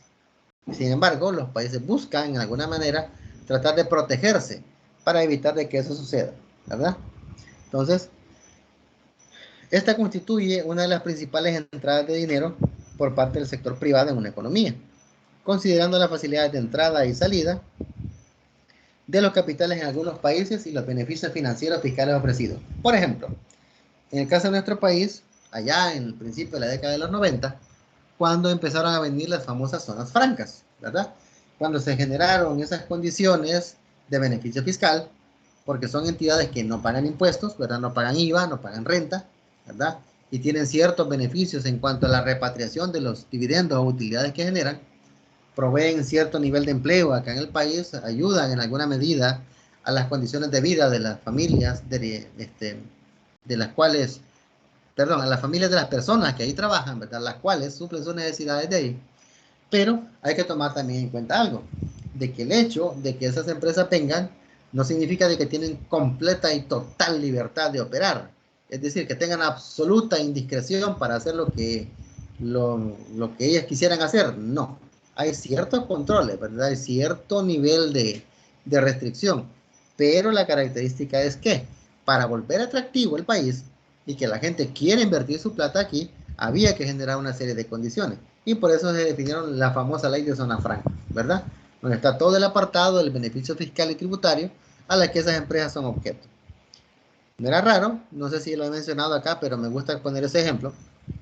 No era raro que en la década de los 90, cuando estuvo en su apogeo, la leyenda viviente de Michael Jordan, allá en los Chicago Bulls, ¿verdad? En uno de los equipos más famosos de los 90 en la NBA, no era raro ver reportajes donde se mencionaba de que Michael Jordan utilizó uniformes de los Chicago Bulls hechos en manos salvadoreñas. Porque ahí se miraba que decían en las viñetas de las camisas que él utilizaba, Made in El Salvador. ¿Por qué? Porque la mano de obra salvadoreña es mucho más barata que la mano de obra calificada norteamericana, ¿verdad? Entonces, irónico, ¿no? Michael Jordan utilizó ropa hecha en El Salvador en su momento. Vámonos a la actualidad. ¿Qué sucede, por ejemplo, con el apartado del elemento tecnológico, lo que está en boga? ¿Qué es lo que últimamente se está manejando como un elemento distintivo que incluso en algunos círculos de negocios se considera como un símbolo de estatus, ¿verdad? Hace 40 años, una persona, un empresario exitoso, se distinguía por el tipo de reloj que utilizaba, ¿verdad? Un Rolex, ¿verdad? Bulova, ¿verdad? Ese era algo ultra plus, ¿verdad? Super lujo. Ahora, lo que se considera como un símbolo de estatus y de éxito es el tipo de celular que usted maneja. Entonces, irónico, ¿no? Cómo cambian los patrones, ¿verdad? En ese sentido, pero podemos hacer una pequeña prueba. Algunos de ustedes que sean poseedores de algún iPhone, porque es prácticamente imposible que alguien en este momento, hoy por hoy en nuestro país, no tenga acceso a un teléfono celular. Si ustedes se percatan y son curiosos y son dueños de un iPhone, ustedes van a poder ver en la parte de atrás, del centro hacia abajo del aparato, si el fondo es negro, van a ver las letras como plateadas o cromadas, y si es cromado, lo van a ver en letras negras, y va a decir, Designed by Apple, o sea, diseñado por Apple. Y abajito van a ver que dice, Assembled in China, es decir, armado en China. ¿Qué quiere decir? De que las personas que están armando los iPhone que están en uso en este lado del planeta son manos chinas. ¿Por qué? Porque el costo de mano de obra calificada en China es de alrededor de 2.23 centavos la hora. Y las hacen trabajar jornadas de 10, 12 horas diarias. Sin embargo, un trabajador norteamericano, por hacer lo mismo que hace un trabajador chino armando iPhone, estaría ganando $45 hora por ser un trabajador certificado, ¿verdad? Un trabajador calificado. Vean ustedes la abismal diferencia entre el costo de mano de obra calificada de un país a otro. Eso es lo que ha promovido de que la gente de Estados Unidos lleve plata hacia China para que en China se armen cosas norteamericanas, ¿verdad? Entonces, ahí están dos ejemplos claros de cómo la globalidad ha involucrado también el ámbito de finanzas, ¿sí? Entonces, Un elemento puntual que es necesario tenerlo bien presente es que una máxima que dicen todos los pensadores que analizan los elementos de finanzas en el mundo es que hay un principio financiero fundamental y es que el dinero es un cobarde. ¿A qué se refieren los inversionistas con que el dinero es cobarde? Que el dinero huye de los países donde no tiene poder.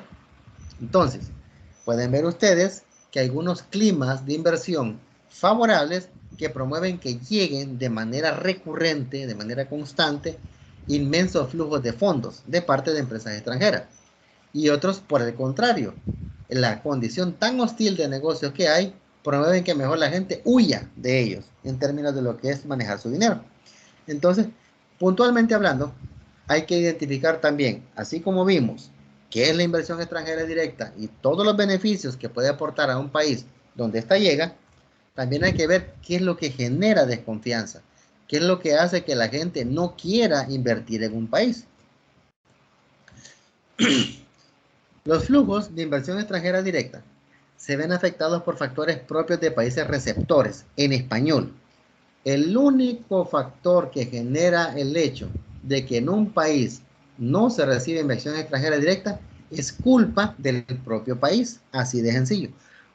No se habla de elementos externos, no se habla de elementos de entorno, no. Son elementos del propio país receptor.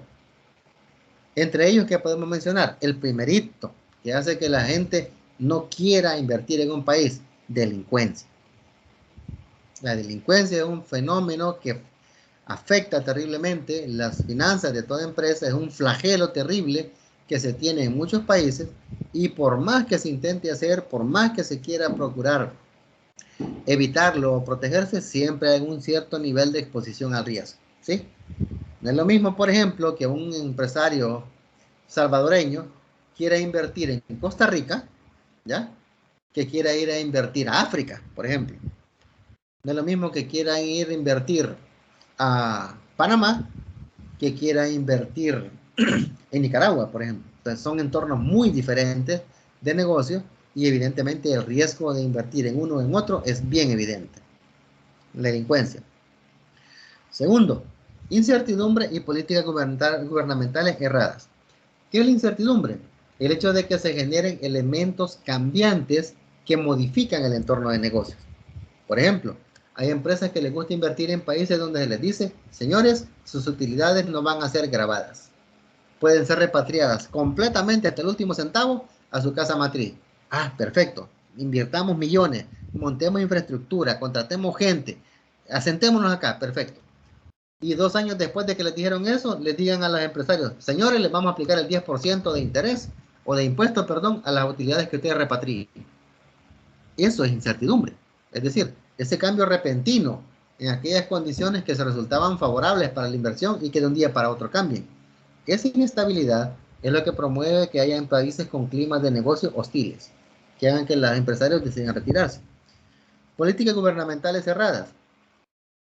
El hecho de que a una empresa se le permita venir a trabajar al país, por ejemplo, en el apartado de perforaciones, en el apartado de cuestión de uso de recursos naturales, etc. Y después se le ocurre al país decir que el apartado del trabajo en bosques es prohibido para evitar la deforestación. ¿Y qué tal si es una empresa maderera la que ha venido a trabajar? Entonces, como que hay que tener ese equilibrio, ¿no? Porque las políticas gubernamentales bien enfocadas incentivan y dinamizan un país. Pero hay otras que por tratar de generar condiciones de cuidado, condiciones que tienen que ver con elementos que debieron haberse evaluado antes, provocan climas hostiles de negocio. ¿Y eso qué hace? Que la gente se vaya. Tercero, el apartado riesgo país. El riesgo país es un porcentaje, un valor que se le asigna a cada país en función de una calificación. ¿Qué elementos conlleva?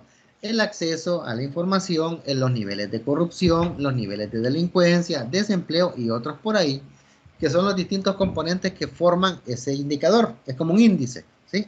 Y mientras más alto ese índice, el riesgo de invertir en el país es mayor, ¿verdad? Entonces, significa que, además de todas esas connotaciones, hay un tabulador a nivel mundial que coloca el lugar en el que un país en específico está determinado según su riesgo. Todos esos factores son los que generan, ¿qué cosa? Desconfianza. Y por lo tanto provocan que la inversión extranjera huya del país. O si no hay inversión, que no venga, ¿verdad? Porque la inversión que está busca huir para protegerse. Y la inversión extranjera que está afuera no ve con buenos ojos invertir en el país, por lo tanto no viene. ¿Cuáles son los riesgos asociados a la inversión extranjera? Al evaluar las oportunidades de inversión extranjera, la compañía matriz debe considerar el riesgo de destinar fondos a la inversión en otro país. Por su incidencia pueden clasificarse en dos tipos, macro y micro. Y dentro del micro riesgo tenemos el de transferencia, operacional y de control. Brevemente, macro riesgo tiene que ver con el entorno regional donde está un país. No es lo mismo el nivel de riesgo que existe en Norteamérica, ¿verdad? Donde está Estados Unidos, México y Canadá, que el nivel de riesgo que hay en Centroamérica o el nivel de riesgo que hay en Suramérica, ¿verdad? En todos lados hay riesgo y los niveles son diferentes. Ese es el macro riesgo. Micro riesgo es aquí el riesgo propio asociado al país o al sector en el que la empresa está operando. Por ejemplo, en el caso de nuestro país, hemos visto que empresas como Pollo Campero, ¿verdad? Que es guatemalteca, tienen más de 30 años de estar funcionando acá en el país. Porque es una empresa que tiene cerca de 50 años de funcionar, pero en el país tiene un poquito más de 30, ¿verdad? Tenemos empresas como por ejemplo las Mike Mike, que se consideraban franquicias internacionales, y ahora vemos aquí zapatos Caterpillar hechos por manos salvadoreñas. Entonces, significa que hay un clima de negocios relativamente favorable a nivel de lo que es como país, ¿verdad? Después de eso, dentro de lo que es el micro riesgo, tenemos el riesgo de transferencia. Estos ya son riesgos un poco más puntuales. Brevemente, el riesgo de transferencia, ¿a qué se refiere? A aquella posibilidad de pérdida de valor cuando se están haciendo las transferencias de flujos de efectivo de un país a otro. Por ejemplo, de Estados Unidos quieren transferir dinero para El Salvador para invertir. Si la transferencia se hace por medios tradicionales, solamente se paga la comisión y punto. Pero ¿qué sucede si hay un país en el que se quiera manejar, además de la comisión, una serie de impuestos o de gravámenes para efectos de poder castigar los flujos de efectivo? Un empresario va a decir, si yo mando $100 a El Salvador y me cobran solamente 5, entonces yo estoy haciendo llegar $95. Pero estaría viendo el mismo empresario que manda $100 a otro país y aparte de la comisión le cobran otros y al final salen quitándole $30 de ese flujo, estaría viendo que de los 100 el país solamente recibe 70. Entonces no conviene desde la perspectiva de racionalidad. Mientras más dinero se pierde en esa transferencia, menos atractivo se vuelve el país. Así de sencillo. Riesgo operacional tiene que ver con el hecho de manejar las funciones propias del negocio.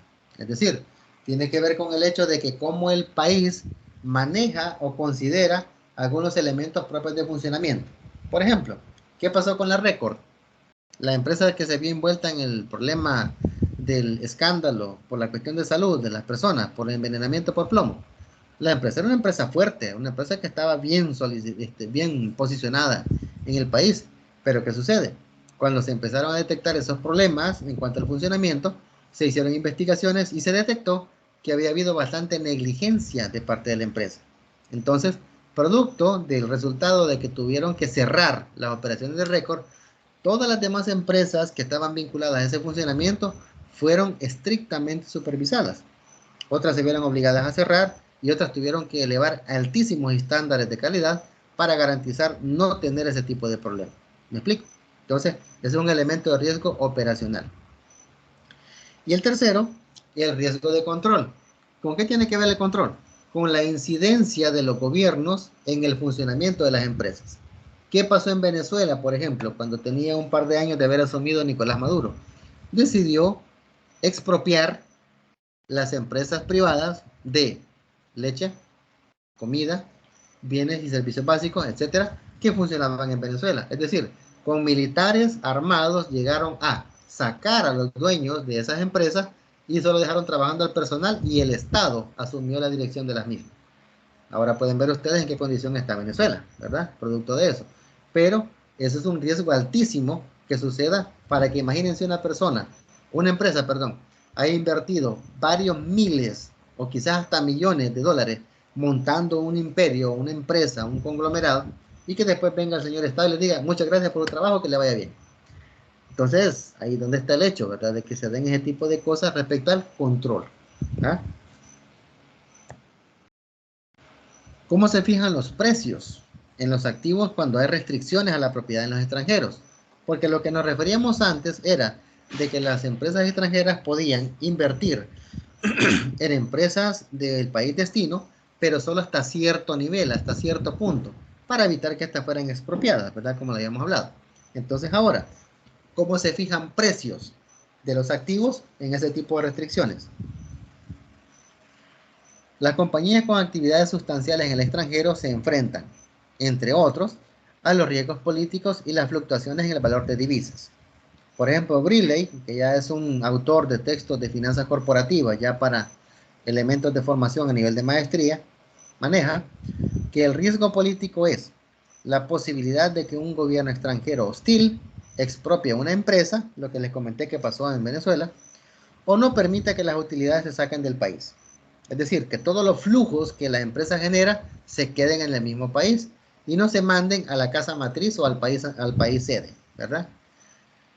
Para entender el riesgo cambiario, que es el que está asociado a al valor de las divisas, ¿verdad? Se necesita entender primero cómo funciona el mercado de divisas y la forma en la que se determinan los precios de las monedas extranjeras. Ese apartado que está detallado en los últimos dos renglones es competencia de los ámbitos de la macroeconomía, ¿sí? Donde se hacen los estudios de las divisas, tipos de cambio, flexibles, flotantes o semiflexibles, y todo aquello relativo a la consolidación de estados financieros, ¿verdad? Entonces, aquí estaríamos vinculando una disciplina de conocimiento que ya tuvo que haber sido vista por ustedes a este nivel, y solamente lo traemos como una referencia, ¿sí? De que para efectos de conocer cómo funciona el mercado de divisas, tenemos que conocer el apartado de los precios de las monedas extranjeras, ¿verdad?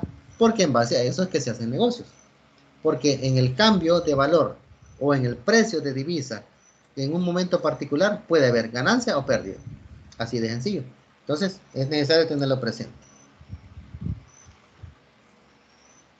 Una vez se tiene definido eso, se puede presentar lo que se conoce como el modelo binomial de fijación de precios de las opciones. Cuando nos referimos a binomial, nos referimos a dos partes, ¿sí? Dos, nomio, partes. Binomial, dos partes, ¿sí? Para definir precios de acciones. El modelo binomial de fijación de precio depende de las probabilidades neutrales al riesgo de que aumente o disminuya el valor del activo subyacente y permite definir un precio en moneda local de un activo con un precio en una moneda extranjera. En español, el modelo de fijación de precios nos permite identificar, considerando nuestra moneda y realidad de país, cuánto debería valer ese bien en específico en otro país, considerando características, naturaleza, elementos de riesgo que hemos hablado, el precio de la divisa, entre otros, ¿sí? Como les digo, es un elemento bastante complejo, pero que solo lo vamos a mencionar para que se tenga claridad de cómo eso ayuda a tener certeza de definir conveniencia o no de invertir en otro lugar, fuera de nuestras fronteras. Entonces, ¿cómo opera este fenómeno? ¿Verdad? ¿Cómo se aplica este modelo binomial? Se va a revisar de manera formal cómo el precio en equilibrio de los activos se calcula cuando los extranjeros están sujetos a restricciones referentes a la máxima propiedad proporcional en las compañías locales. En español, cuando las empresas extranjeras reciben inversión extranjera, ¿verdad? Estas tienen la característica de que empiezan a recibir y a captar financiamiento, pero solo les permiten recibir hasta cierto punto, ¿verdad? Por ejemplo, una empresa en el extranjero puede decir, yo someto a consideración la venta de X número de acciones. Correcto. ¿Eso cuánto significa a nivel de participación? Eso me significa un 25%. ¿Ok? Dependiendo del país y la normativa que esté imperando en el país, se puede definir que el 25% sea el tope de lo que esa empresa puede vender en cuanto a acciones al extranjero.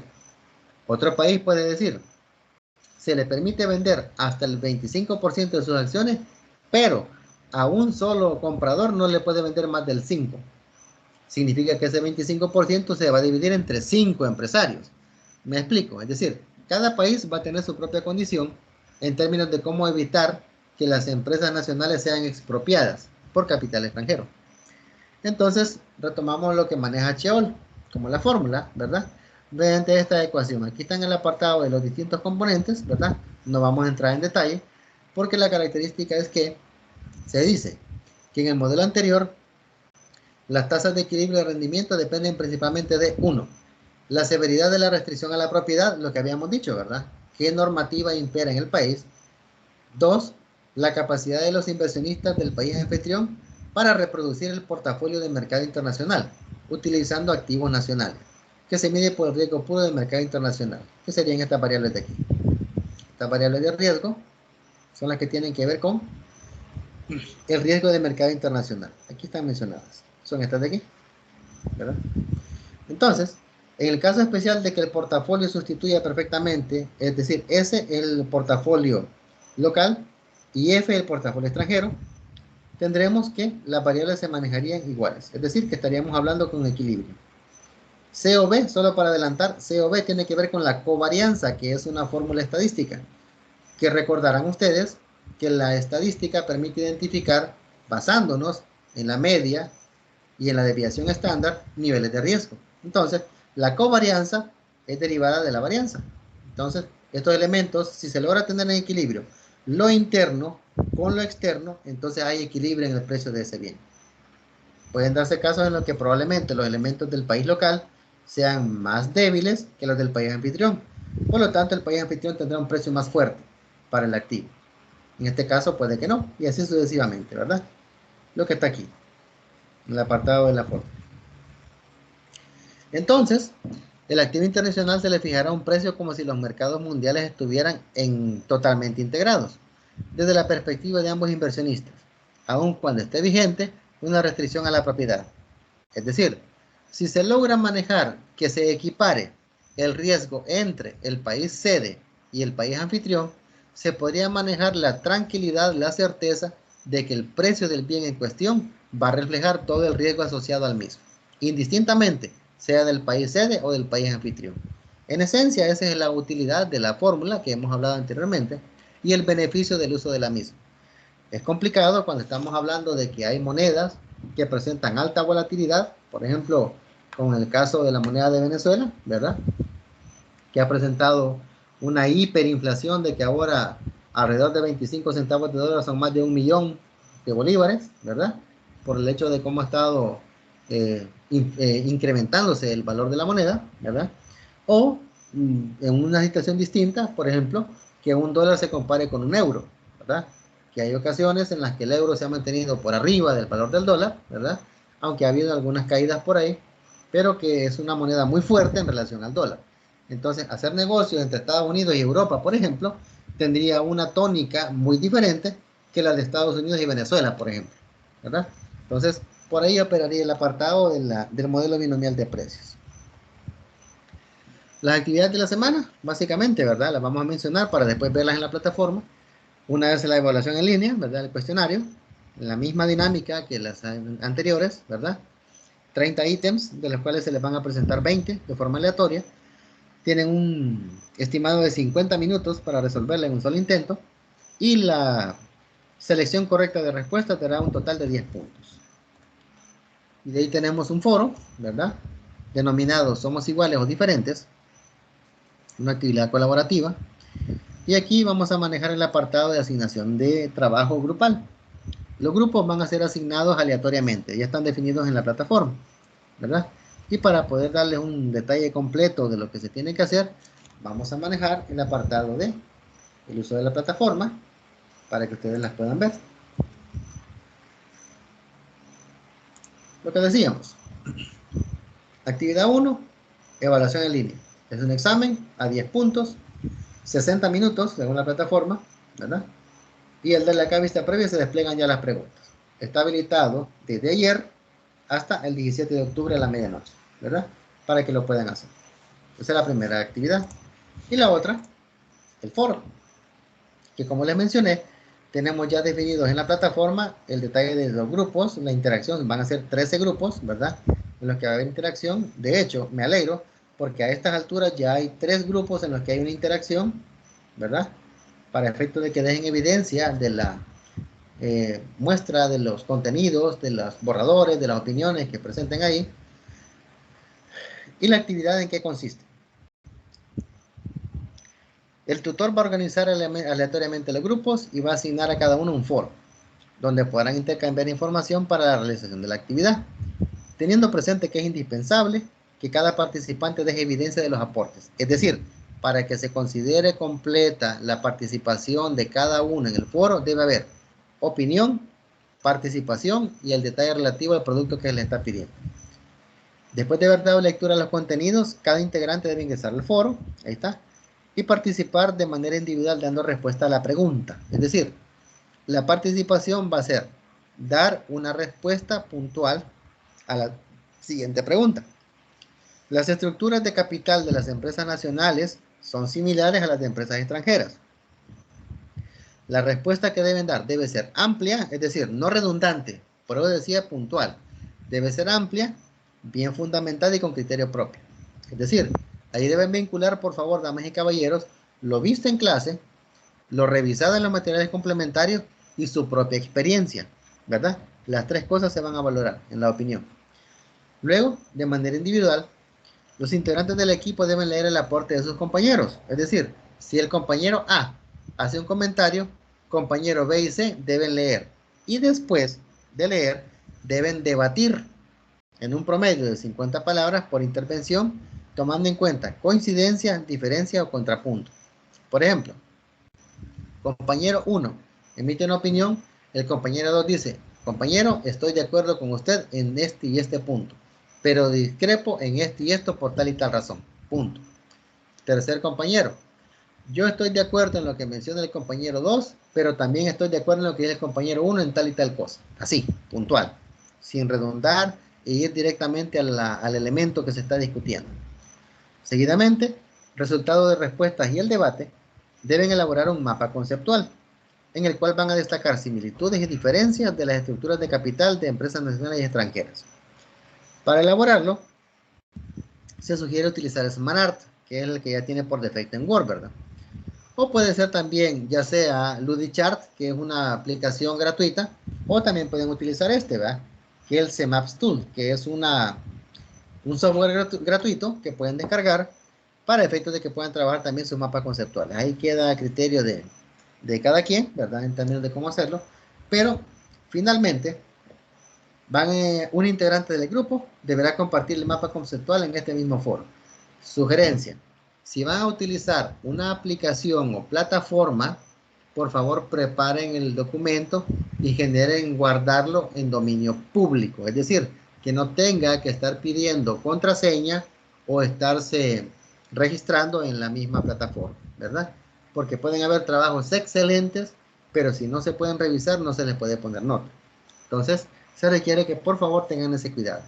Si lo van a hacer en Word o en CMap Tools, no hay ningún problema. Simplemente en Word, pues lo guardan como PDF y ya, lo suben. En CMap Tools, igual, lo pueden migrar como imagen o como PDF, ahí como ustedes estimen prudente. Mi sugerencia es que lo hagan como PDF. Es más liviano, no requiere mucha carga, mucho tiempo de carga y no pierde la calidad en la imagen, ¿verdad? Ahí la sugerencia. Entonces, ya una vez hecho, lo deben subir para que ya quede pues la evidencia en el equipo. La fecha límite de participación será la semana 4, ¿verdad? A la medianoche. Y se va a evaluar lenguaje técnico, 2 puntos, argumento basado en teoría y evidencia, 3 puntos, interacción en el foro, 2 puntos, secuencia lógica de ideas, 2 puntos, y redacción y ortografía, 1 punto. Con esos elementos, damas y caballeros, estaríamos dando por cerrada la actividad 2, con lo que estaríamos cerrando ya la asignatura. Recuerden también que en los contenidos hay una actividad formativa, ¿verdad? Que es la que habíamos hablado, que les había mostrado acá en un principio. Esta actividad formativa, que también la deben completar, ¿verdad? Aunque no tiene ponderación, se recomienda que la hagan, ¿verdad? Para efectos de hacer una medición de lo que ustedes hayan podido percibir de lo que es el desarrollo de la asignatura. ¿Ok? No sé si hay dudas o inquietudes, compañeros, al respecto. Queda abierto el espacio para que puedan hacer sus preguntas.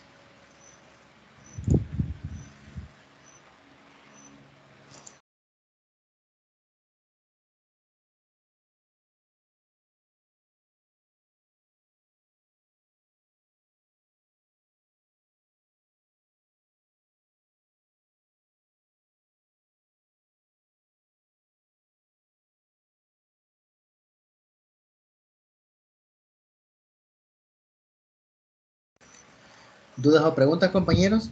O si todo está claro, por favor me lo indican para ya ir dando por cerrada la jornada.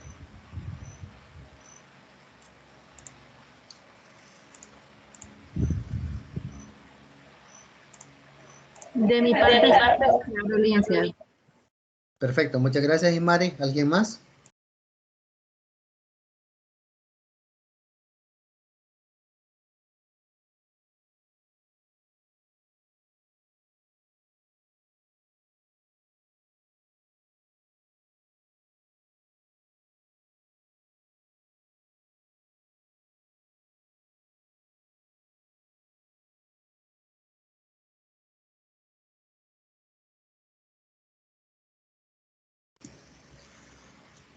Ok, nos comenta Milton, las calificaciones de las otras unidades aún no están. No, aún no están, Milton, porque la instrucción que tengo es de que una vez cerrada la asignatura, empieza a hacer la calificación de todas las actividades para efectos de irlas publicando ya en el colector. Porque entiendo que una vez cerrada esta unidad, voy a tener ya derecho, perdón, voy a tener el acceso al colector en la plataforma, porque una cosa es el colector en Canvas, que es donde estamos ahorita, y otra es el colector en el portal del empleado, que es donde yo ingreso notas para que le llegue a ustedes la notificación. Entonces, aún no lo he calificado por lo mismo, pero espero hacerlo a más tardar entre esta y la otra semana. No sé si queda clara la inquietud, Milton.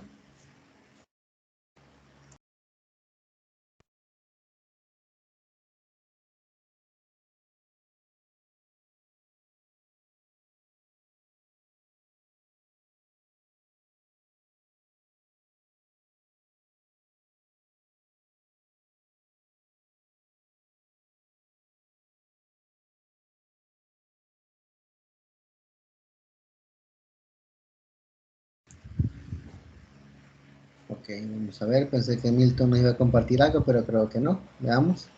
No sé si queda clara la duda, Milton. ¿Me confirma ahí, por favor? Igual Norma nos está compartiendo algo. Vamos a ver.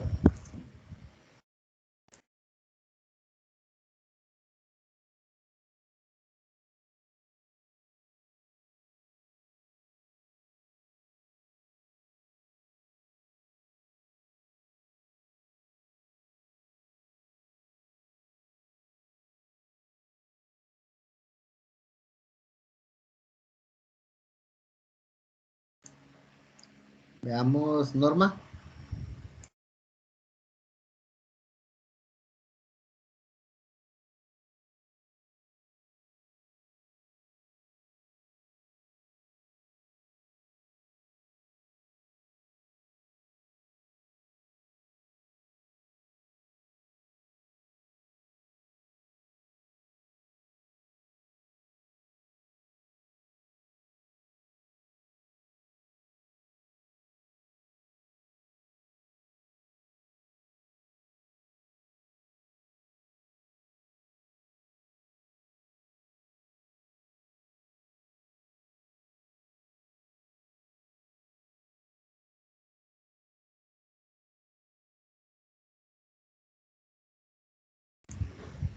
Ok, ¿alguna opinión, compañeros? Milton, gracias. Ok, ya sabe a la orden, Milton, para servirle. Vamos a ver, Norma. ¿En la interacción hay límite de palabras, Lick? Sí, en la interacción hay un límite de palabras en función de lo que se les pide, porque la respuesta en términos, vamos a ver, vamos a buscar la presentación, ya en este momento ya la comparto, permítanme.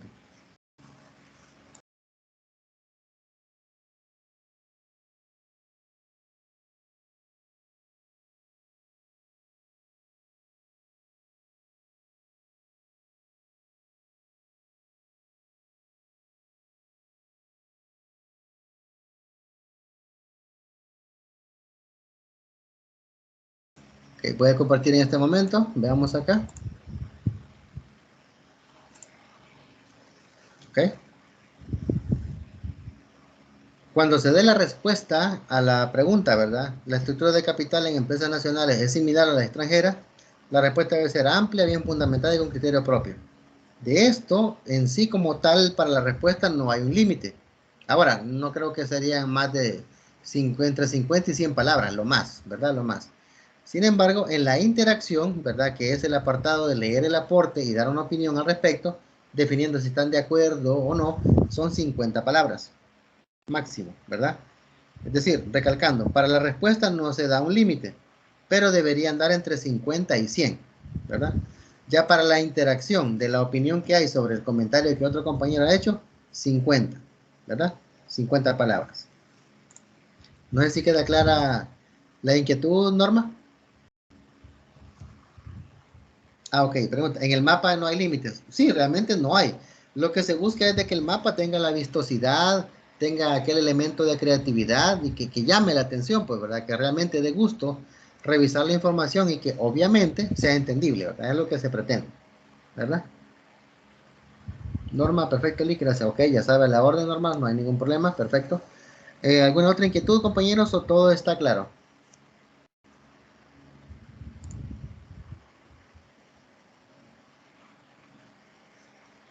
Ok, Ismari, todo claro, perfecto. Muchas gracias, Ismari. ¿Alguien más?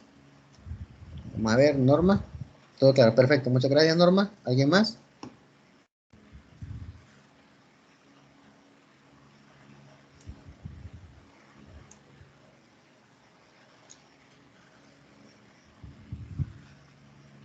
Ok. Creo que estaríamos entonces manejando el cierre ya formalmente, damas y caballeros, de la jornada y de la materia, ¿verdad? No me queda más que agradecerles el tiempo, el espacio, ¿verdad? O sea, realmente yo me siento privilegiado de poder compartir estos espacios con ustedes porque realmente pues es un elemento muy motivante, muy gratificante para mí poder compartir este tipo de contenidos con ustedes, pues realmente pues es algo que admiro y agradezco, ¿verdad? Igual el esfuerzo que ustedes hacen para conectarse, sé que requieren tiempo, a veces las condiciones no lo permiten, las conexiones a internet, etcétera, ¿verdad? Pero se valora el esfuerzo, jóvenes, y se agradece, ¿verdad? Que tomen el tiempo para hacerlo. Ok, Milton menciona, queda claro, tengo mala conexión. Ok, entiendo, Milton, no hay ningún problema. Muchas gracias. Entonces, damas y caballeros, yo me quedo hasta acá. Ha sido un verdadero privilegio. Favor estén pendientes porque en la plataforma les voy a hacer saber mediante anuncios cuándo van a estar ya las notas, ¿verdad? Si hay algún elemento que informarles por ahí también, lo vamos a hacer por esa vía.